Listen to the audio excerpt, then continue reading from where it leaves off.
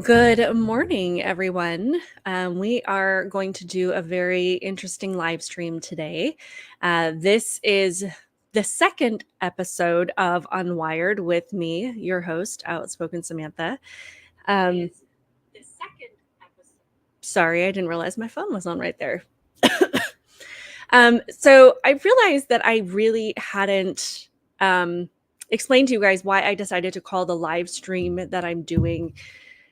That I hadn't explained why I decided to call it Unwired.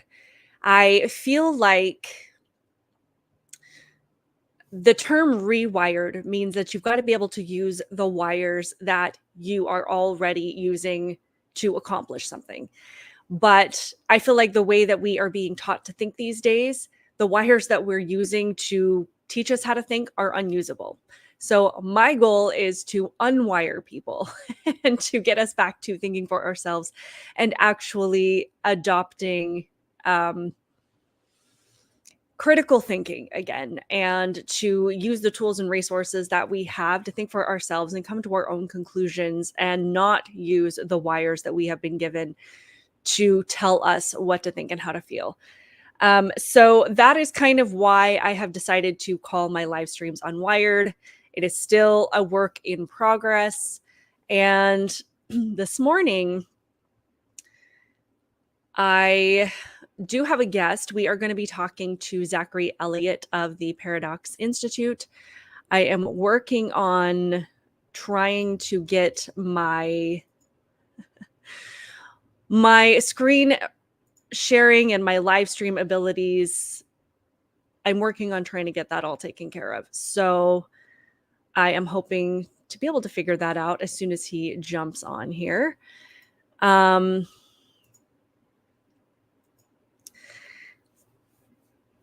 we know, so many of the conversations that we've had lately, unfortunately, in the last few years, have been around truth versus delusion. And it really is unfortunate that it's so difficult to get to the root of what reality is these days. And I was having a conversation in one of my mom groups the other day about her son who has a cognitive disability, has a mental disability of some kind. I'm not sure how severe it is. I'm not sure, what the ins and outs of that disability are. But she was explaining to me how her son's teacher had sent out an email talking about how they had decided to transition. They were going to go by new pronouns, and she was looking for advice on how to have her son use these new pronouns and this new identity. And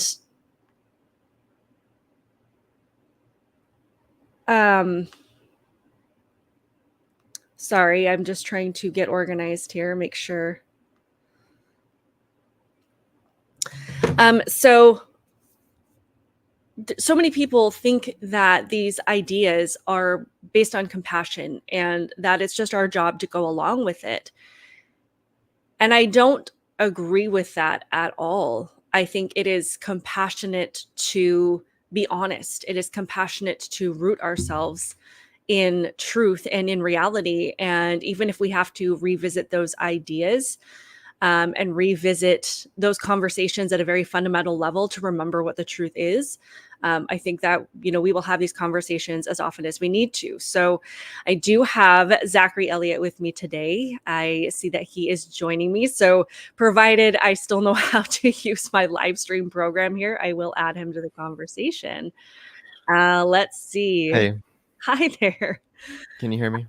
I can hear you. It's just a matter of adding you to the, oh my gosh, adding you to the stream. I was using this Yeah, yesterday. I haven't used StreamYard before. Yeah, I just did this yesterday, and it gave me an option directly to add somebody to the thing. Oh, there it is. Okay, there we go. Okay, I Nice. was on completely the wrong the wrong screen. It's always when you have to do it live. I know. I had it all figured Yeah. out yesterday, and now I'm like panicking and sweating, and I'm like, how does this work? I'm not an expert in software at all.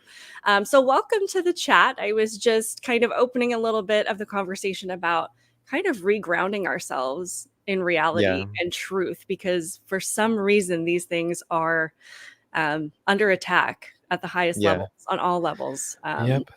So Thanks for having me, just by the way. of course, of course. Thank you for reaching out, because these are things I talk about all the time. Let me give you a minute to just introduce yourself, kind of provide some background. Yeah, just give the audience a chance to get to know you a little bit.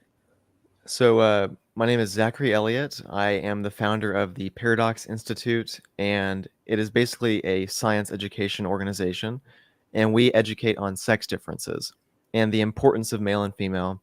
And specifically, we fight against gender ideology and the denial of male and female and everything that has been happening in the culture. And we provide animated videos, articles, books, pamphlets, just really digestible material for educating the public and for using to fight against gender ideology. That's amazing. I know that you have also written at least one book, Yep. maybe more. One called What? Binary, Okay. Debunking the Sex Spectrum Myth. And then that was specifically just going through all the arguments of that you see claiming that sex is a spectrum, that Mhm. male and female are not real categories, that there's like more than two sexes. And it just goes through all those arguments and uses the biology literature to show why that's completely false and Yeah. helps arm us against those types of arguments. The other one I wrote back in 2020, and it's called The Gender Paradox. And that really traces, one, the development of this gender ideology through uh, extreme like social constructionist ideology. And then it also lays out why males and females are different and how through various uh, aspects like personality psychology, biology, all those things. Uh, and then back in 2017, I wrote a very short little book called Sex Differences, A Land of Confusion. And that was my first writing experience in this subject. And I basically just compiled a lot of scientific literature and just did like an overview of what we know in terms of like, are male and female real? Yes, yes, they are. And then two, like, what are the differences on average, right, within males and within females in humans, and just understanding that variation and the differences between the sexes. So Yeah. And that's, I find that really interesting, because in my mind, we're taught these very fundamental things at a very young age. I understand that you have a toddler in your home, yeah, she's like 1.5 almost now. and I'm She's so sure that energetic. I'm I know what that's like. I have 3 kids. They're 13, 11, and 8. So I've been there. I Okay. completely Yeah. understand. But Yeah. they know the differences. I have 2 boys and a girl. They know the differences. And so it baffles me sometimes that we have to have these really in-depth conversations, outside Yeah. of whether, if you're somebody that's studying science, you're somebody that's studying biology as like a career path. Of course, these manuals and these books are going to come in really handy. But I never imagined having to dive this deep into the facts and the science Mhm. just to explain to somebody why boys and girls shouldn't compete together, why boys and girls, shouldn't be in the same locker rooms and bathrooms together, and also why Mhm. it's okay to be a boy that has more feminine interests. It's okay to be a girl that has more masculine interests, and that doesn't explain, or that doesn't Right. dismiss the biological reality. So, Right. we appreciate work like yours, but apparently, this is something that you have been doing for a while. So how do you feel like the conversations have changed over the course of your work? Yeah, initially back in 2017, this was around the time that gender ideology really started coming into the culture. I saw it coming in through colleges, through the education system largely at large, and then also just in the culture, like how the media talked about these issues and things like that. And then it's slowly progressed and went down the education, like down the levels down to like kindergarten, even preschool, where they're teaching these little kids these ideas as well. And so for the first couple of years as I was in this, it was very heavily uh, on the gender ideology side in terms of like what the culture kind of thought. I think a lot of people just like thought, okay, well, why can't we just be compassionate and understanding and like accept, these ideas and everything, and be inclusive. And whereas now it's a very different landscape, because you're seeing a lot more pushback. Um, and there's famous examples like J.K. Rowling in 2019 coming out against gender ideology, coming out in favor of recognizing sex as an important variable in life. And this has happened continually since 2019, time and time again, where either large, famous people have spoken out against it, and then it's also trickles down through the culture as well, and just people who are just regular individuals are starting to speak up against this as well. And so Mhm. it's lost a lot of its power, I think, because they have gone way too far. Obviously it was too far to begin with, but they keep pushing and pushing and pushing and trying to make us comply to their ideas. And then they also try to enforce it on a legal level, enforce it on an education level. And then it gets into situations like sports, where they claim that there are no differences between men and women, and that males who claim they are women should have just full access to women's sports and women's spaces, just Mhm. because of how they identify. And so those things have really turned people off to this ideology. Mhm. Whereas if they had been smarter about it, politically smarter, they could have uh, made more headway. But they're facing a lot of pushback now. Yeah. Well, and thankfully, it's amazing how far it's gotten to get to the point where people are saying this is too far. And in my mind, it should have, an indicator that this was going insane was the first time that we ever heard of a boy competing against a girl. That was too far for me. So Hmm. it is amazing how far it's gotten. We've seen this reach the Olympic level, which is absolutely Yeah. insane, which I do want to get into in a minute. But what I also find fascinating about how this has all developed is we used to be able to rely on the opinions of experts. We used to be able to rely on the recommendations of experts. I've had numerous conversations with people that claim to be in the mental health field, that claim to be in the science field, and they're all saying the same things. They're all saying that, gender ideology is real, that being transgender is real, that being able to pick your gender is real. If you can maybe give us some enlightened, how do we approach those conversations? Because I'm clearly not an expert. I'm not somebody with a background in this. I don't feel like I should need to be, but Right. that's a whole Like other aspect that people are how do having to you deal with. how do you fight back against those claims specifically, that like, oh, they have this gender identity, right, is that exists in them, And it was maybe because, confirmed by an yeah, expert. right, and it's confirmed by an expert. So that's the main thing they utilize, is that they utilize appeal to authority. Mhm. You'll notice that when they say like, oh, all these medical organizations support it, all these doctors say that it's healthy and everything. This is an appeal to authority.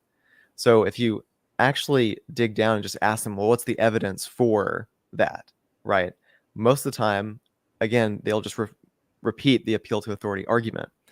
When they do bring up evidence, it's low quality evidence, such as studies that are short term. So, for example, there are studies on trans identified people who have gone through hormones and surgery and everything. And there's short-term studies that look at, okay, how happy are you after this surgery? Well, they report relatively high happiness levels, but those are like 6-month follow-up.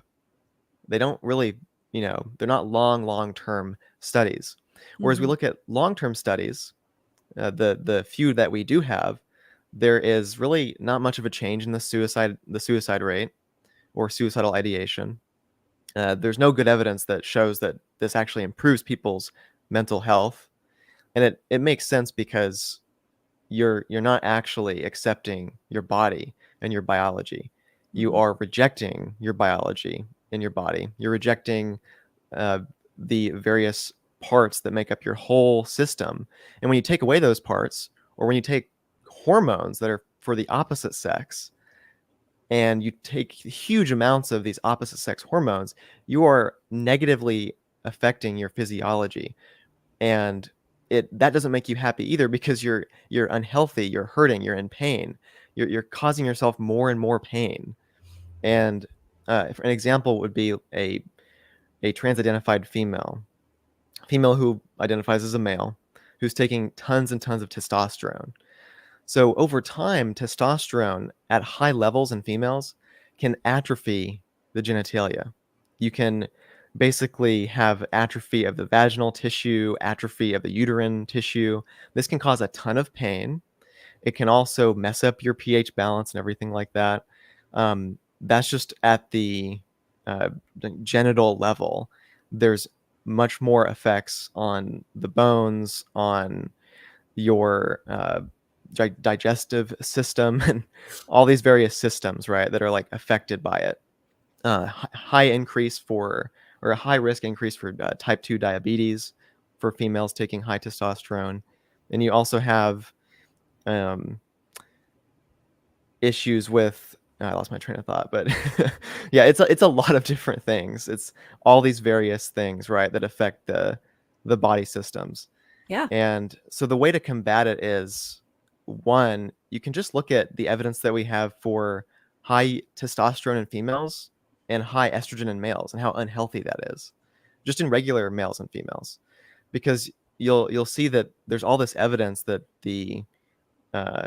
all these researchers have compiled of like, wow, it's really unhealthy when a female has super high testosterone due to like polycystic ovarian syndrome, PCOS, or a male who has high estrogen and low T, like a male with Klinefelter syndrome. So we can see all these really bad effects in the body. Hmm. But then for some reason, with these trans-identified people, they claim that, oh, these cross-sex hormones are completely healthy and there's no problem. It's so just using common sense and also just doing some basic research is Hmm. really good enough to combat their arguments. Yeah. No, absolutely. And I mean, perhaps you can take us on a little bit more of a deep dive, because I really enjoyed the conversation I was able to listen to the other day. But obviously, this would be new information for other people. But how are, female and male bodies? Of course, they develop differently, but I don't know how to exactly ask this question, but like, how are we developed in a way that, females are not meant to have high levels of testosterone. Males are not Hmm. meant to have high levels of estrogen. So maybe kind of diving deep a little bit, because of the way that we're developed and created, why that is so harmful. Yeah. So with females and males, you have a different reproductive system for males and females, and specific organs like the ovaries for females, the testes for males. You have the internal genital systems for females, which would be the cervix, uterus, fallopian tubes, upper the upper vagina, and then you have the external genitalia like the vulva. Then with males, you have testes internal, or testes internal at the initial stage, and then they descend into the scrotum. You have the penis. You have the internal sperm transportation systems. So all these different organs, just on the reproductive level, Mhm. are different. They differentiate according to a certain hormonal environment, right? So if you have low T in the womb, you have low AMH, anti-Müllerian hormone, you develop as a female in terms of your genitalia on the internal and external side. And then a male who has high testosterone and high anti-Müllerian hormone, thanks to the testes, you then have, male specific development of the internal and external genitalia. So, on just the reproductive level, they're very different tissues, very different organs, and they differentiate according to different hormone environments. So, when you are exposing yourself to the opposite sex level of hormones, just on the reproductive system level, your body's not used to that. It's used to a certain level of testosterone and estrogen for males and a certain level for females. And females and males have 15 times more circulating testosterone than females do. This is especially after puberty. So through puberty, the testes produce tons and tons more testosterone, and then that's where that difference comes in. But even before puberty, especially in the womb, males have a lot more testosterone than females do. And so even at the start of development in the womb, you're exposed to those completely, different hormone profiles. And like I said, it does affect your reproductive system, but it also affects every other uh, body system. I mean, it affects your hearts, lungs, brain, bones. muscle, fat distribution, everything like that. And those hormones, your body is used to those hormones from the womb. And then through puberty, it gets even more used to that specific profile as it intensifies, and you get secondary sex characteristics that are differentiated according to that, the sex related hormone profile that you have. Mhm. So that's why we're built differently. We are basically organized from the womb to have completely differentiated tissues, and that serves many different functions, from reproduction to even like performance, like strength differences and things like that. It just depends on what it is, but there's all these differences that are the result of that. So Yeah. No, absolutely. And I do remember hearing you say the 15 times more testosterone in males than females.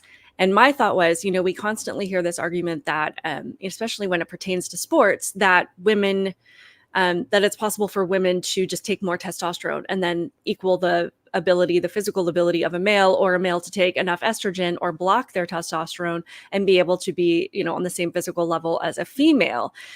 Is it possible for a female to take enough testosterone to be on that level to increase her performance? And I imagine the answer is no, but I will let you dive into that. But what are we looking at happening to the body? You mentioned atrophy, but if she were to take that much testosterone. So with testosterone, people think it's just this hormone that you can just add to people and then they'll just get stronger, or you can take away from people and they'll just get weaker. And I think people think that females are just males with low T in a way, like that's the difference between males and females. It's just a testosterone level. Mhm. Well, in reality, it's not. Like I said, from the womb, we're exposed to different hormone profiles, but then through especially puberty, those different hormone profiles organize the body in a sex specific way. So males specifically experience, that huge surge in testosterone at puberty. And as they go through puberty, their body organizes according to that testosterone, so that if you take it away later in life, it doesn't reduce the advantage that they have. So, for example, in puberty, they will develop stronger bones, larger muscles, even different muscle types, and different types of fibers that have stronger abilities. And then they also uh, have much more greater upper body strength and development through puberty. And so you have that. So when you try to reduce testosterone after that has already been organized, we have done a lot of studies on it, and we've seen that it doesn't really reduce the muscle mass that much, and it does not change the skeletal structure really either. These things are organized in a permanent way. And biologists say that testosterone has what's called organizational effects, and that's what they're talking about, these permanent effects on development. And these studies that we've looked at, muscle mass only reduces about 2 to 12% with testosterone suppression. These are studies on trans women, so males who identify as women, taking T suppression. About only 2 to 12%, whereas the huge advantage males have is about 10 to 50%, depending on the sport. So, for something like track and field, it's about 10%, a 10% advantage over females. Whereas something like, I think it's like field hockey, sports that require a lot more strength. Uh, Also boxing. So boxing, or not boxing, weightlifting specifically is 30% difference between an equally trained male at equal weight and height compared to a female, 30% difference. Boxing, the punch power difference is 162%. And so that's about 2.5 times larger than females at an equally trained level. And so, yeah, people say that, well, let's just reduce testosterone. Or, what about a male who is, I don't know, lighter, or weaker than this other female?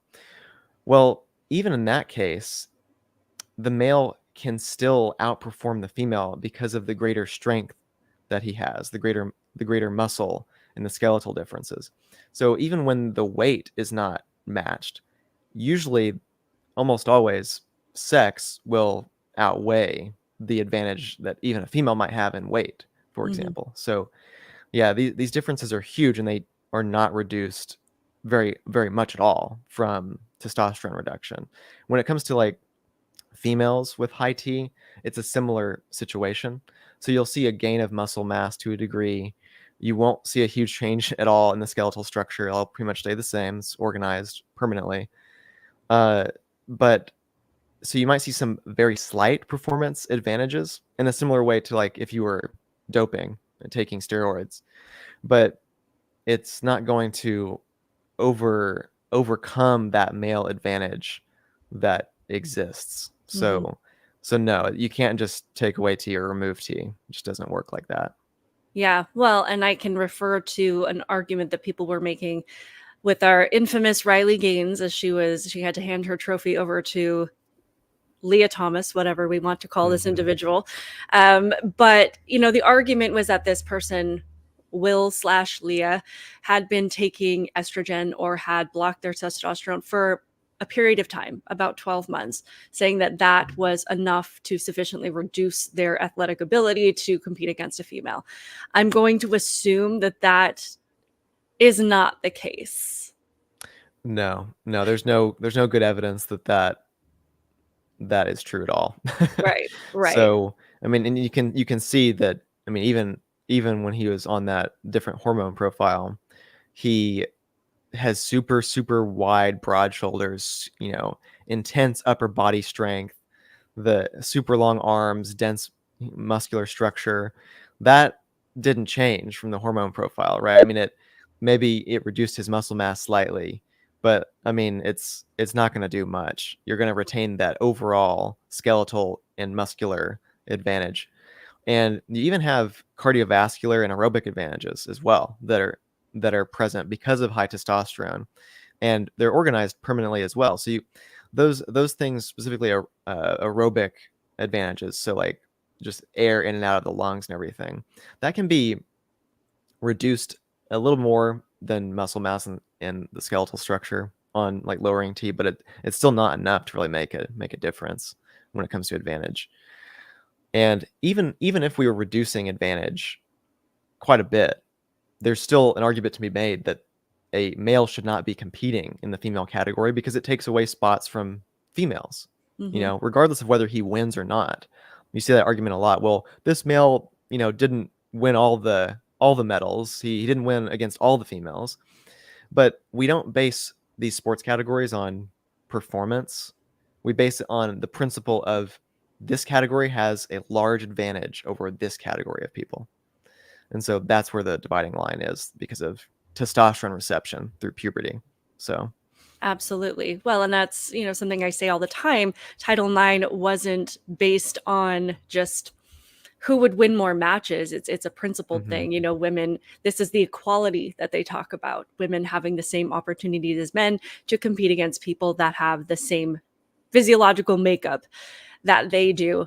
mhm. Oh, there was something else I was going to ask you, and now my brain just went blank.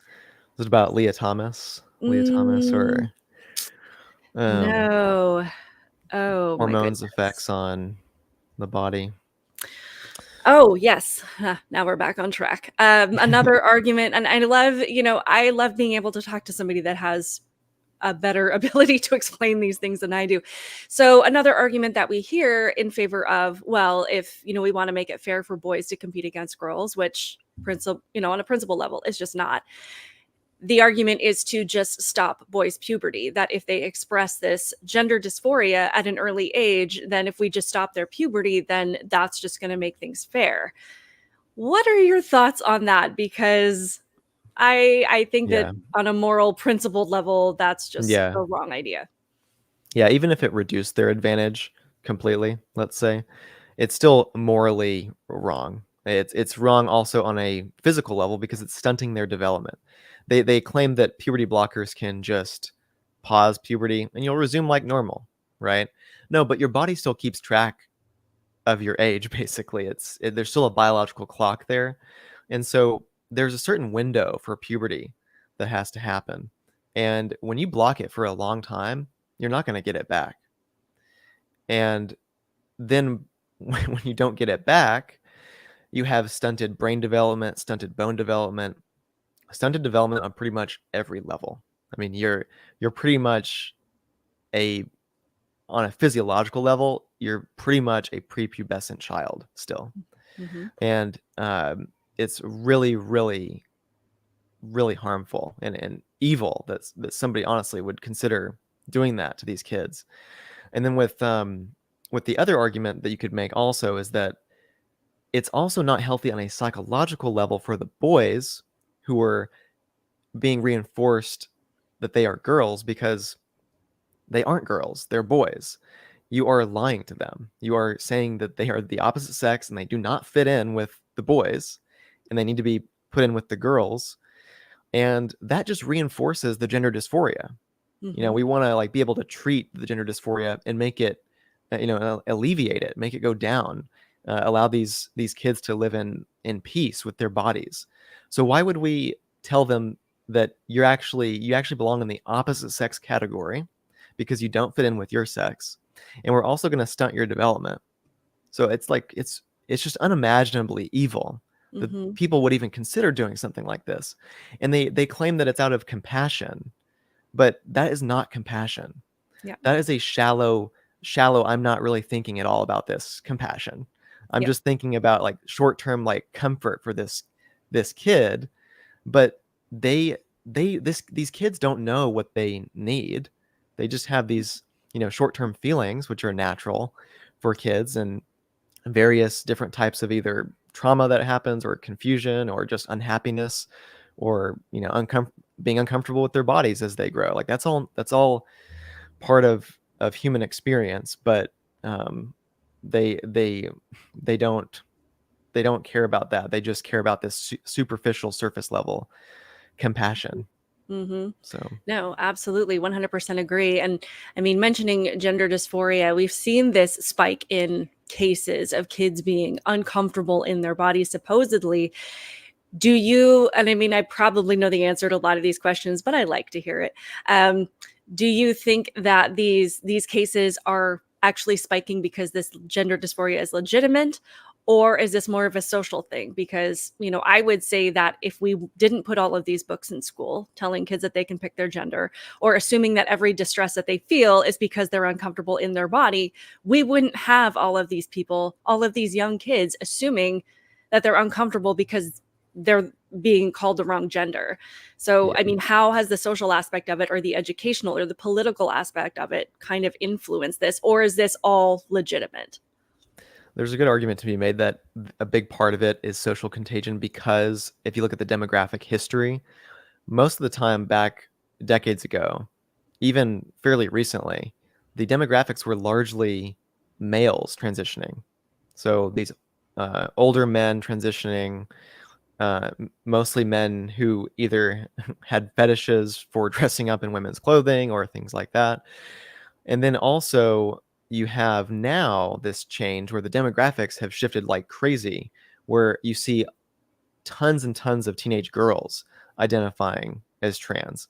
And of course it's also happening with boys, but it's really happening with girls. There's in the UK at the famous Tavistock Gender Clinic, where they gave these kids puberty blockers, cross-sex hormones, uh, the increase of referrals for teenage girls going in for like cross-sex hormones, for example, was up 5,000% in just a matter of, a decade, right? Or under a decade.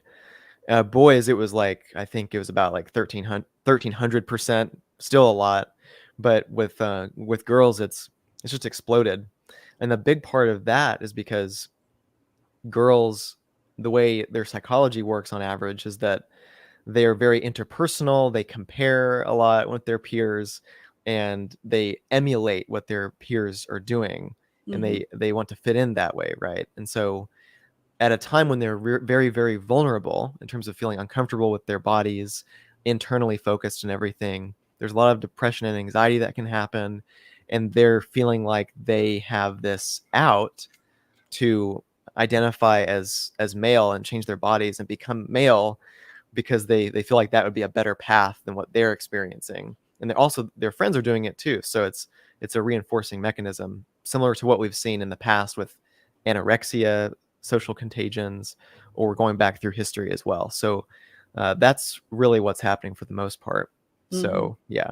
Yeah. No, absolutely. And I mean that I think that has been confirmed across the board.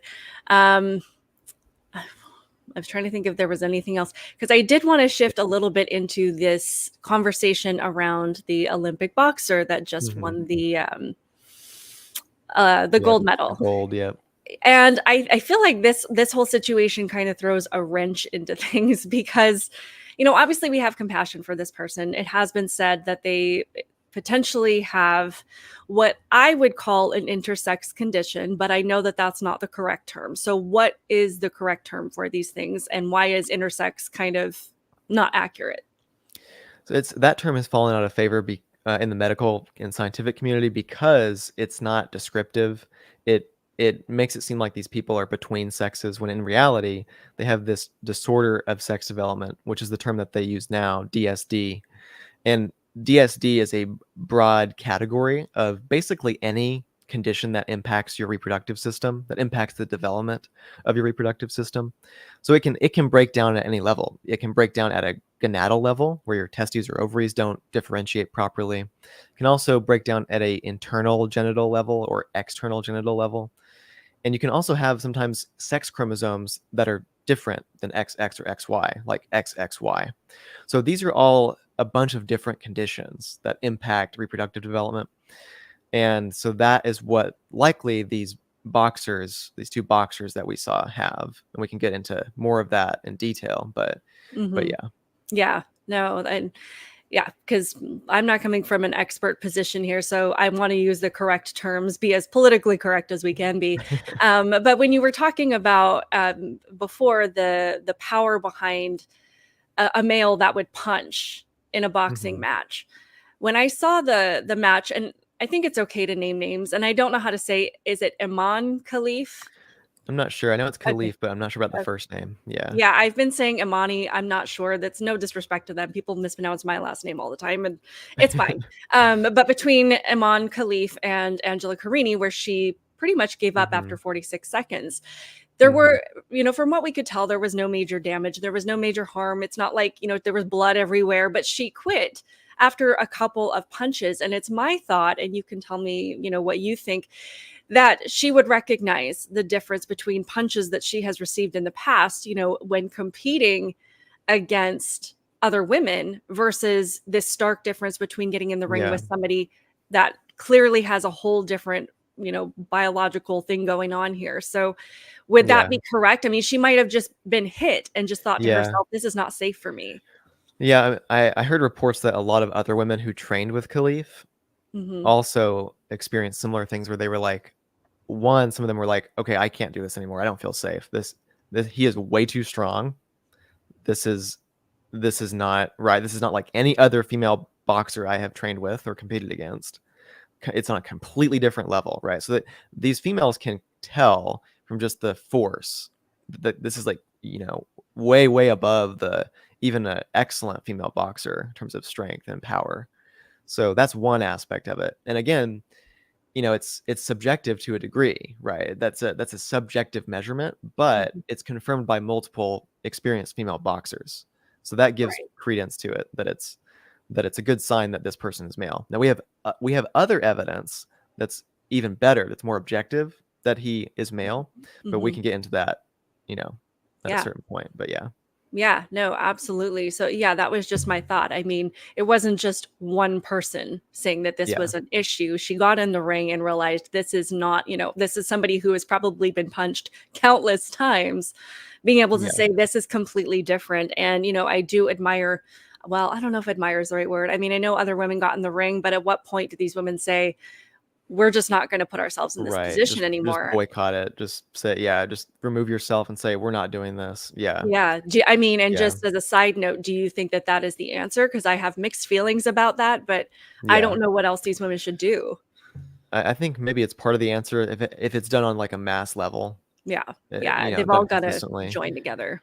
Also, I think this opens up to a lot of legal issues like lawsuits from that these female athletes can bring against the IOC specifically, Hmm. because they can say that, hey, we've been basically put into an environment without our consent that is dangerous.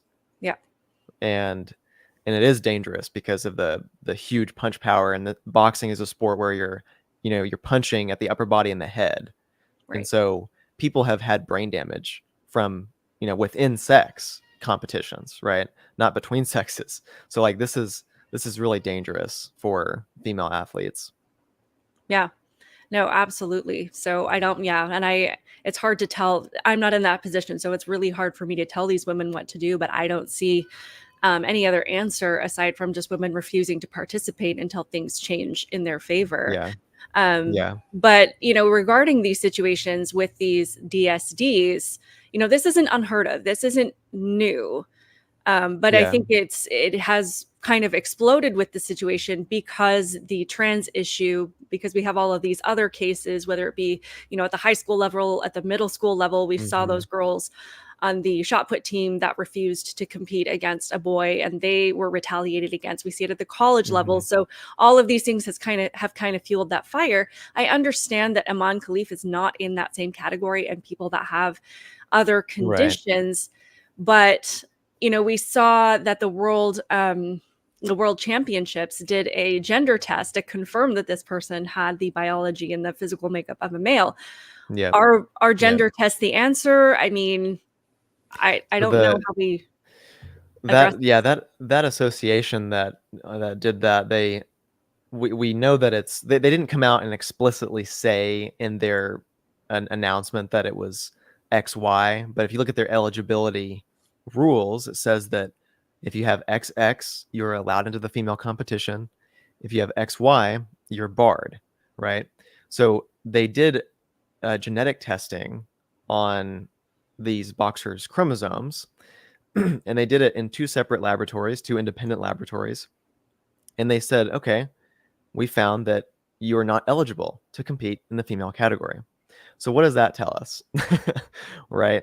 These people, these two boxers, have XY chromosomes, and it's also been confirmed by a journalist, a very well-known journalist, Alan Abramson, who worked with NBC Sports and I believe the Los Angeles Times. He was, I think, the only journalist that was able to see the results for himself. He got a look. He was able to look at them, and it said abnormal karyotype, male karyotype. And so karyotype is just your collection of chromosomes. So these two boxers have male chromosomes. Now, there are rare DSDs where you can develop as a female with Mhm. female internal genitals and female external genitals, so the full female system with XY, but those are very, very, very, very rare.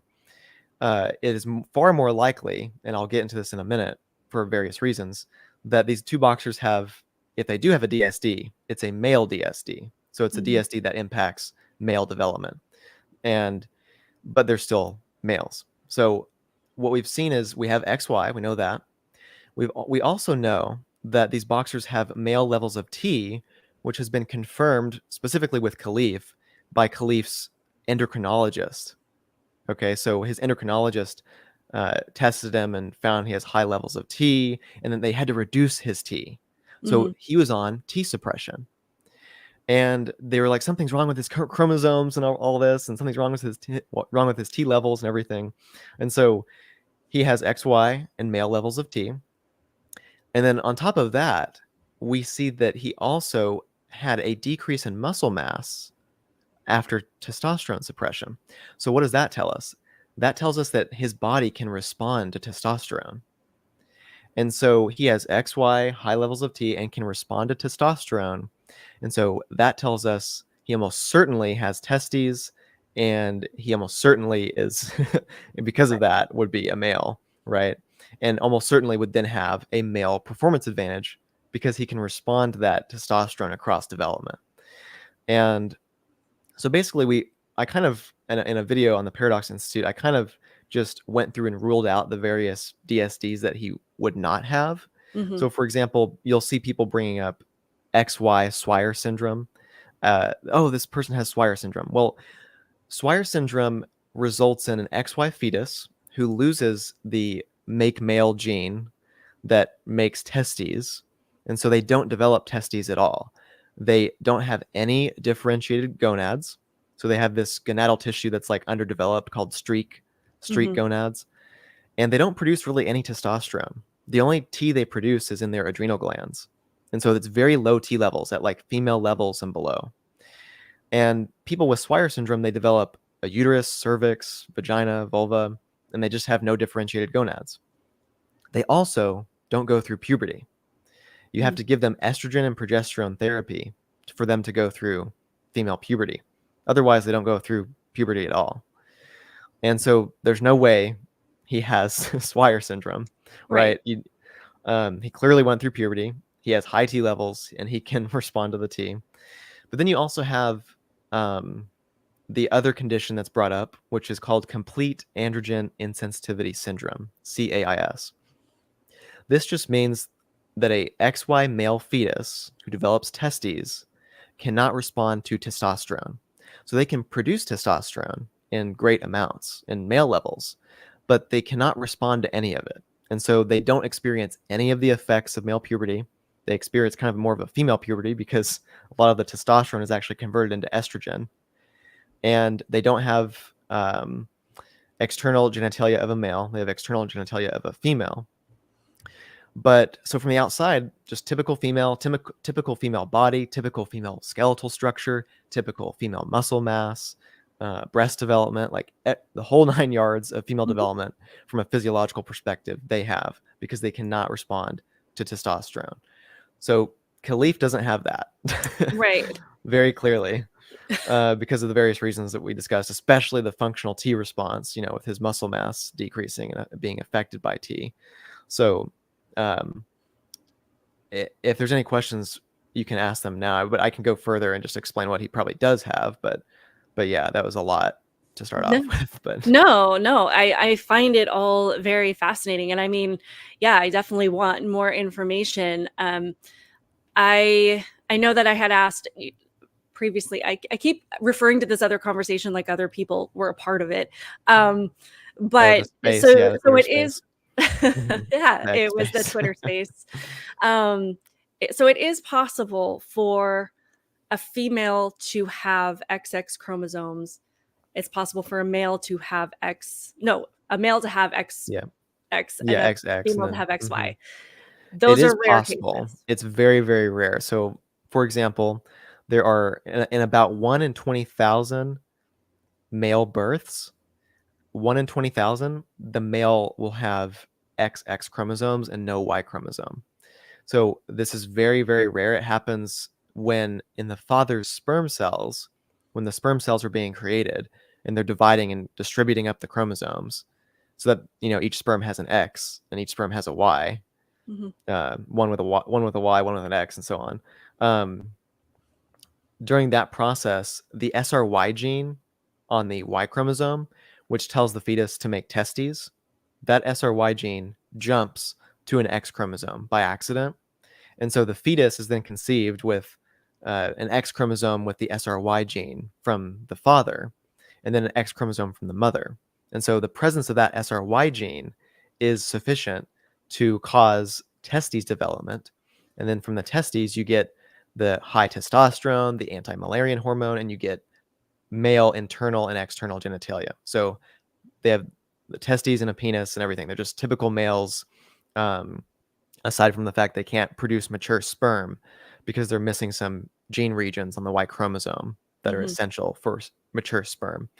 So they get kind of down the pathway to a degree in sperm production, but they just can't produce mature sperm. So they're infertile. The other side would be an XY female. And one example would be, like I said before, XY Swire syndrome. They don't have differentiated gonads, but they do develop a full Müllerian or female system, uterus, cervix, vagina, etc. There are also a handful of very rare cases of either an XY female who developed ovaries, normal ovaries, due to very rare gene mutations, And then also cases of mosaicism, where the person has competing cell lines in their body. So they have like, most of their cells are like XY, other cells are just like X. And so there's an example of a female who had this, and she developed with complete ovaries and everything, and she produced eggs, conceived and gave birth. So she wasn't really, uh, remarkable in any physical level. She's a typical female. She just happened to have, abnormal chromosomes. Um, so those are very rare examples. So yes, it is possible, Mhm. but in 99.9% plus cases, XY is male and XX results in a female. Yeah, absolutely. So I mean, and the reason I'm asking that is because obviously, like with this boxer, with these two boxers, that's not what we're dealing with here. Right. We're not dealing with Um, like a situation like that at all. Yeah. yeah, absolutely. Um, and I guess on a social level, Yeah. when it comes to men that want to pretend that they're female with the trans issue, we very much hammered down and said, no, you're a man. Like, I'm calling you a Mhm. man. You're Yeah. a woman. I'm calling you a woman. It doesn't matter what your wardrobe is. It doesn't matter what your pronouns are. That doesn't change things. Right. But obviously, people that have these conditions, they've got a very different life experience. I mean, do you think Yeah. that Imane Khelif is aware that they are a male, or is this just their female experience? They've been raised as a female. That was Mhm. probably what their physician as a child advised their parents to Right. do, at least in most cases. That's what I've heard they advised. Um, how do we address this? Because I mean, and the reason I ask that is because, I feel like if we concede here and say, Imane Khelif was raised from childhood as a female, this is the existence that they know. I don't want to disrespect them as a human being, but if we concede that point, of course there's going to be pushback. Okay, why wouldn't you do this on the trans level? Right. How do we kind of Yeah. navigate that? Yeah, so with something like a condition that Khalif has, for some background, it basically is likely a condition where the male's external genitalia doesn't develop fully, so it looks it looks more female typical from the outside at birth, and so they're mistaken for girls, even though internally they have testes that produce tons of testosterone. They have internal male genitalia and everything, and sometimes you'll see with these conditions that, like one, for example, 5-ARD, they will at puberty their genitalia will masculinize, and it'll be more clear that they're male even to themselves. But yeah, we don't know. I mean, we don't know really, for sure, what happened in Khalif's childhood. He could have been raised as a girl. Um, that's the reports that we've seen. So we can just take that at face value, and assume that maybe he was raised as a girl, identified as a girl at birth, and everything. Um, and it's really ultimately the legal issue is separated from the sport issue, because sports doesn't have to basically say, okay, you're legally male or female, or your sex is male or female, to be able to create the dividing line and enforce the dividing line on a practical level. So it's not a question that sport has to deal with, really. Even Mhm. though I think, they shouldn't shy away from defining sex. They shouldn't shy away from any of that, but I think they don't have to actually deal with that specifically. They can basically say, okay, if you have testes, and those testes produce testosterone, and then you can respond to the testosterone across development, like that excludes you from the female category. Mhm. That should not allow you to compete. And I think you brought up earlier, like the screening issue, like how do we test for this, or what are methods to test for this? And we can easily just do a cheek swab that tests for, one, the chromosomes, but two, a specific gene, like the SRY gene. And so this screen will basically filter out most of the population and sort them correctly into the female or male categories. And so if you have the SRY gene, you're male. If you don't have the SRY gene, you're female. And that's accurate in about 99.99 plus percent of cases. So it's a great initial screen. And then from there, if there's any issues that arise, that are exceptions, we can send this person to a medical team that is, concerned about their actual medical health. and they can do ultrasound, physical examination to figure out, okay, what's going on here? What condition do you have? Since you're missing the SRY gene, but you're clearly like male from the looks of it, right? Or vice versa. And so Mhm. we can do things like that. Or you're a male who has XY and SRY and testes, but you from the outside and everything, you look completely female. And we Mhm. can test your androgen reception and see that you don't receive testosterone at all. Like there's no T response, which would be complete androgen insensitivity syndrome. And so we can filter out the population through that initial screen and then do further tests if needed. And that would be a way to deal with it on a sport level. Mhm. When it comes to the legal level of recognizing this person as female, I think there is an argument to be made that this person does have this disorder where let's say they grew up thinking they were female their whole life, and then they find out they're male.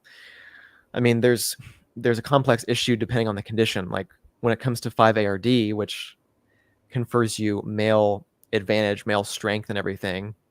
I mean, there is a physical issue with, and it also, their genitalia even differentiates. You have a penis at puberty, Mhm. and so there's issues with safety in women's prisons and women's spaces because of having that, you know, setup of functional T response and male puberty and everything. That's a problem.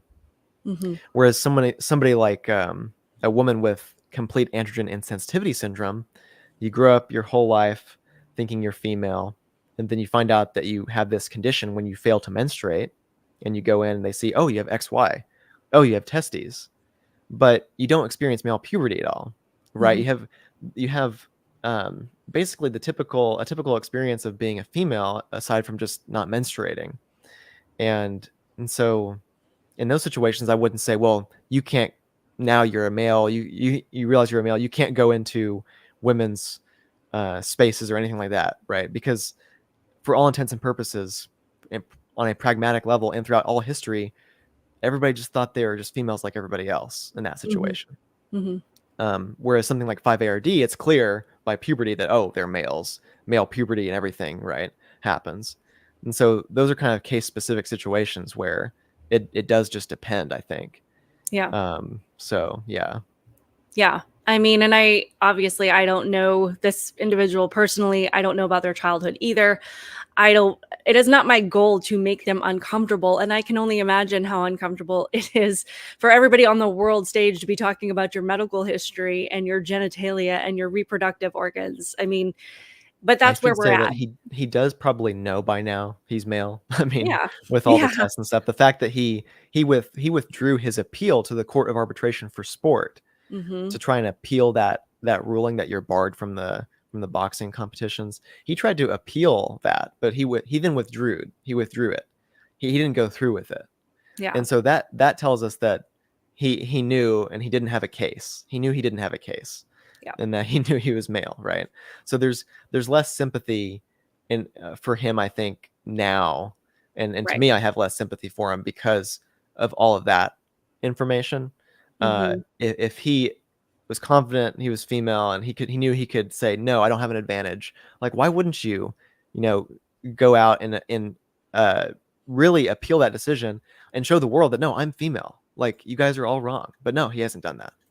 Right. The Yeah. the the most he's done is they've done this feminine makeover uh of him where they have this PR campaign now and he's like dressed in like he has like long hair and he's wearing like this beautiful floral shirt and everything. And he has earrings and makeup on and like the wind flowing through his hair and everything. And Yep. it's such a parody. Looks like such a parody.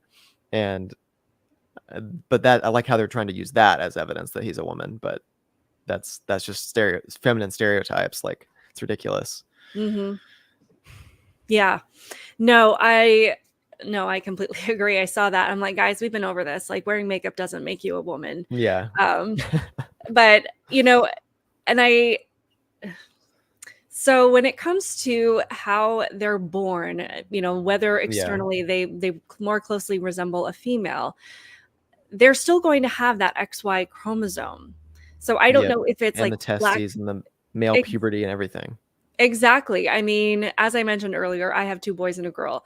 My first 2 boys, when I was pregnant, I had an ultrasound, 20 weeks, told me, "Hey, these are boys." I'm like, "Great." Mhm. With my daughter, I had a blood test very early on, and, without the ultrasound, they were very Yeah. clearly able to tell me, "This is a girl. We've got the chromosomes, everything."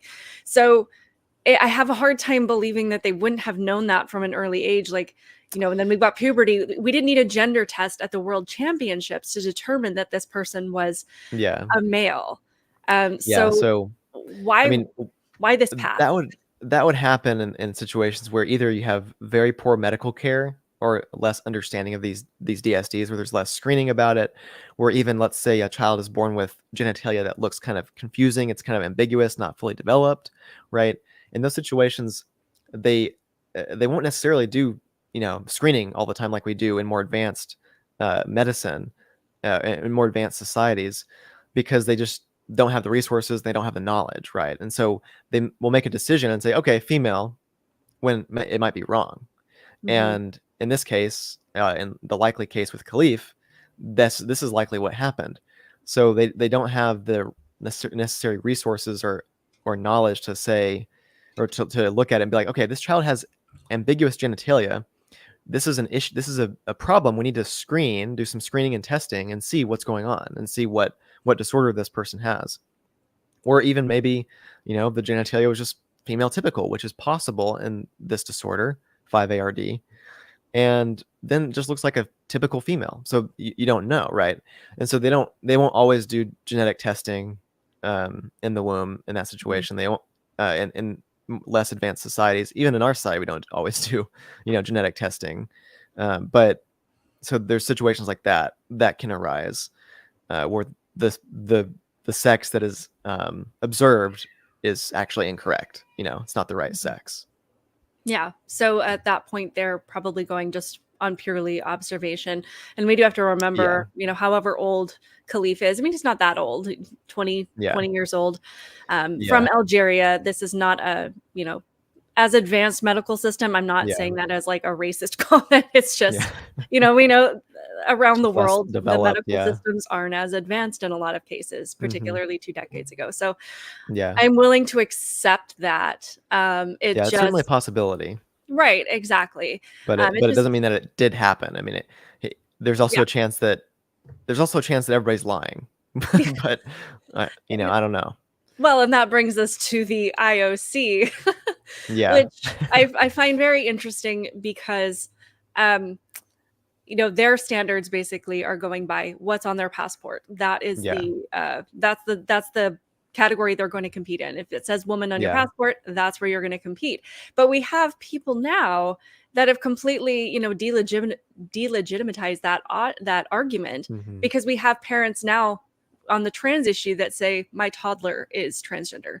My little girl picked up a dinosaur and now they're a boy and they're completely changing their birth yeah, certificates and their passports. hmm, So we really can't rely on all of these methods that we used to be able, yeah. kind of these tried and true. I mean, what is your take on kind of how the IOC has handled all of this?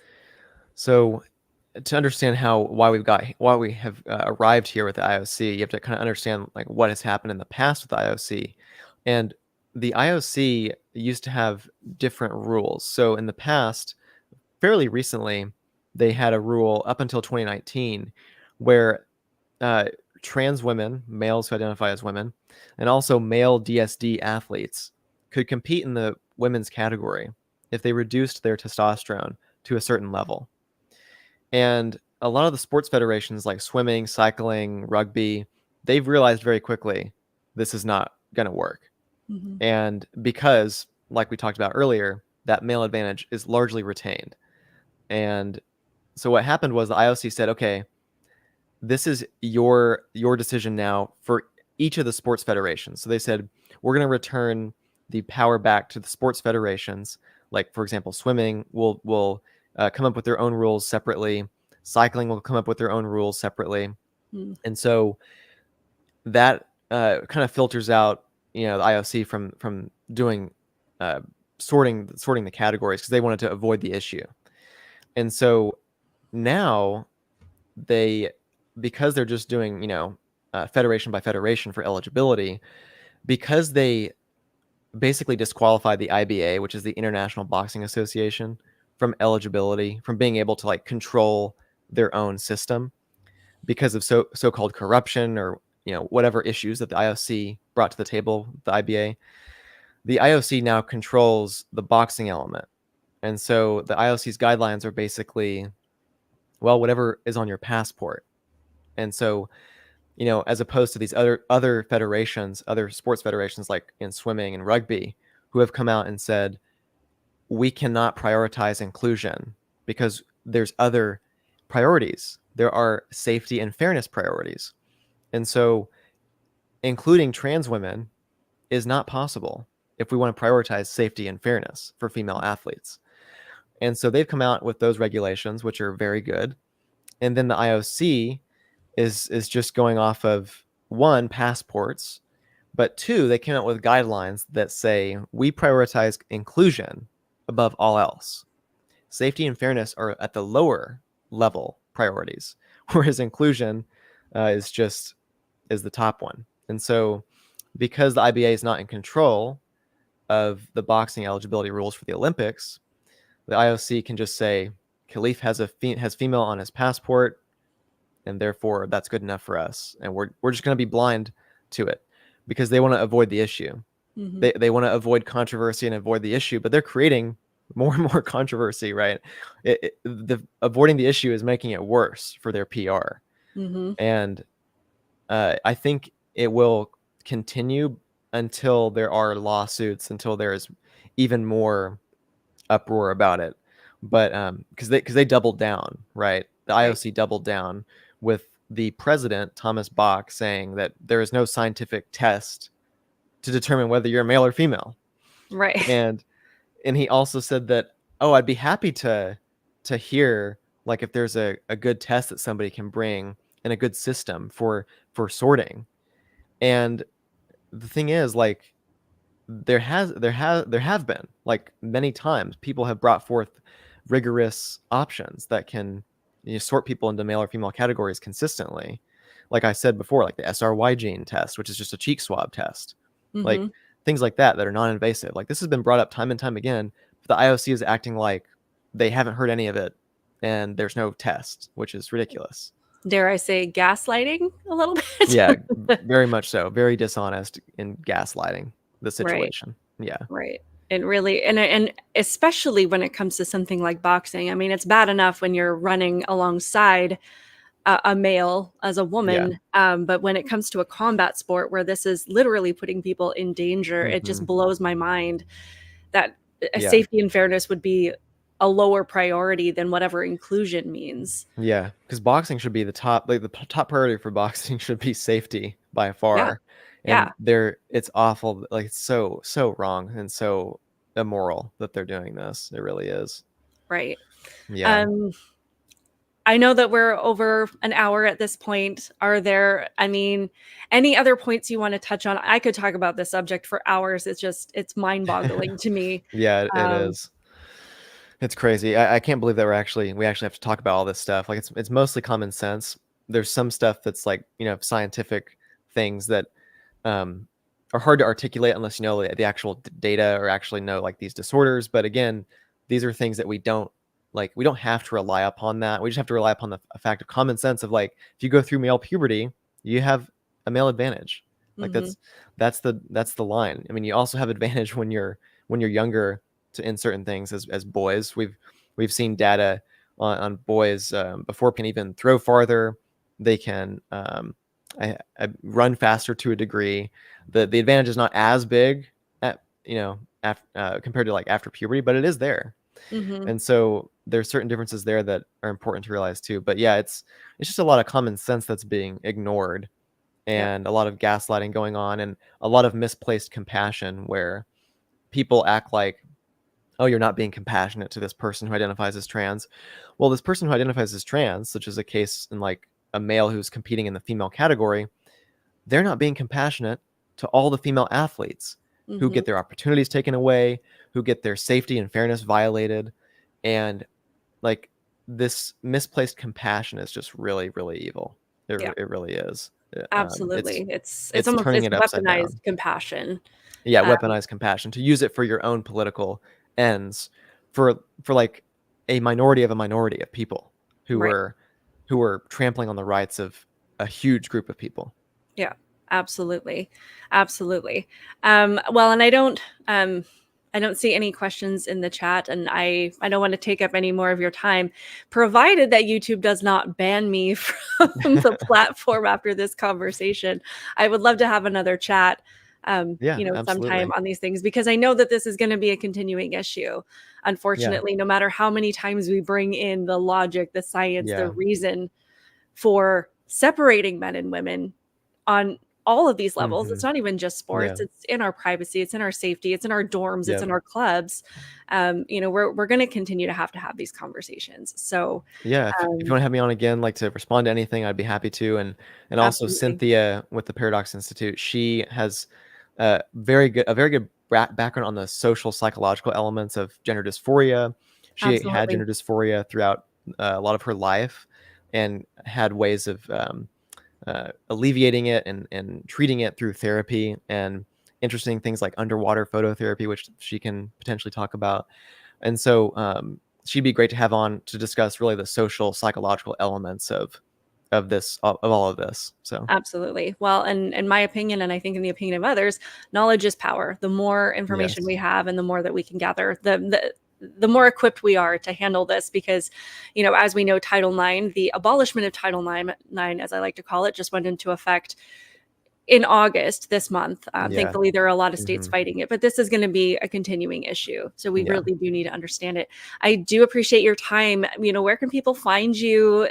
Where can people get your book? Because I know I wish I'd had more time. I would have read it before our conversation. So It's we need okay. to chat again once I read it. So that people can find me on Twitter at ZAE Lefty LEFTY. I'm left-handed, so that's why. and Okay. then um, you can also look up PDX Institute on Twitter, which is the Paradox Institute's Twitter account. You can also look up Paradox Institute on YouTube, and you'll see our channel right there with all of our animated videos and our interviews that Cynthia has done with a lot of experts like evolutionary biologist Heather Heying, plastic surgeon Patrick Lappert, things like that. So, yep. And also go to our website, theparadoxinstitute.com, which has all of our resources. Awesome. Awesome. I really do appreciate it. And we definitely will have another conversation soon. Yeah. Mhm. Thanks, guys, for tuning in. Thank you to, we had Joe and Jason as our commenters today, Nice. offering feedback. We had a few viewers, so I hope this was an enlightening conversation to others as well. And I know I truly appreciate it. So thank you so much. And we will talk again soon. Thank you. Have a good one.